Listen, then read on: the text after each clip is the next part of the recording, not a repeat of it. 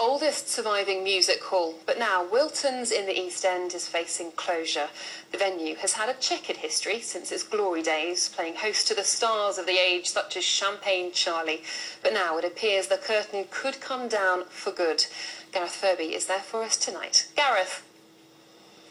Yes, here we are inside what's said to be the grandest and oldest music hall in the world, the Wilton's Music Hall in Tower Hamlets. Now, back in the days, the 19th century, these really were all the rage. There was hundreds of them in London. They were very popular, but of course, with the dawn of radio and television, it all fell out of favour. And recently, they have been making some money by getting bands in here to make their videos. For example, we've had Mumford & Sons making the most recent video here, a great success. But, you know, the money they're getting from that isn't nearly enough. If you look at the state of this wall here, you can see that a lot of work needs to be done.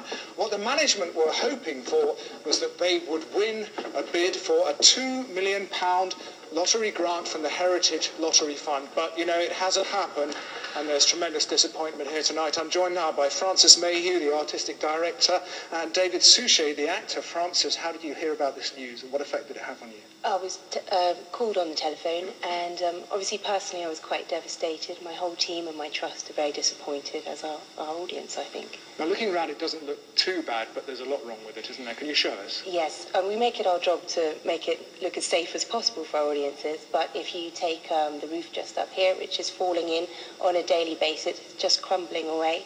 And perhaps where the water ingress is, over my shoulder here, it literally should have been here earlier when it was pouring through the wall and rotting the plaster, and obviously there's a risk there to the electrics. Well, David Suchet, what's going to happen to this place if you cannot raise some money? It'll stop, it'll die.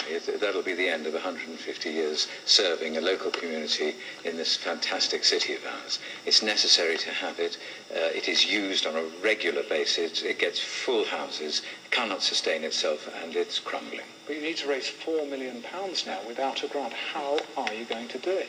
Well, I suppose in the first instance, as this news is very recent, we're going to appeal to our public.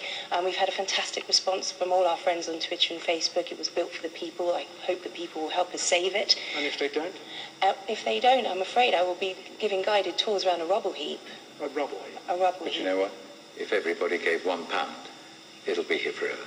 Well, thank you both very much. So there you have it. So what did the Heritage Lottery Fund say? Well, they say they simply did not have enough money to fund it in this round, as other projects were even stronger.